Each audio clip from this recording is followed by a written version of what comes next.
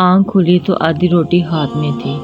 حضرت ابو حفص حداد رحمۃ اللہ فرماتے ہیں، میں مدینہ منورہ میں تھا، 5 روز فاقہ میں مبتلا رہا، آخر کار روزہ مبارک صلی اللہ علیہ وآلہ وسلم پر حاضر ہوا۔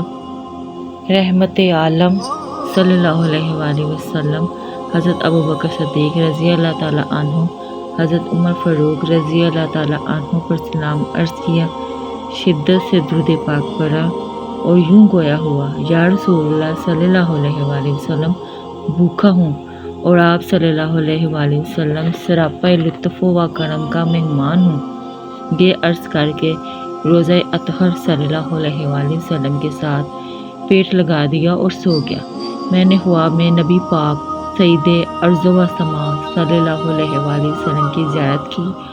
آپ صلی اللہ علیہ وآلہ وسلم کے دائیں طرف حضرت ابوبکر صدیق رضی اللہ تعالیٰ عنہ، بائیں طرف حضرت عمر فاروق رضی اللہ تعالیٰ عنہ اور سامنے حضرت علی رضی اللہ تعالیٰ عنہ ہیں۔ مجھے حضرت علی رضی اللہ تعالیٰ عنہ نے بلایا اور فرمایا، اٹھو، نبی کریم رؤوف الرحیم صلی اللہ علیہ وآلہ وسلم تشریف لائے ہیں۔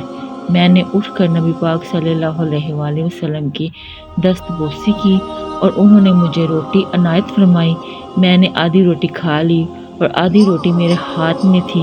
جب آنکھ کھلی تو وہ آدھی روٹی میرے ہاتھ میں تھی۔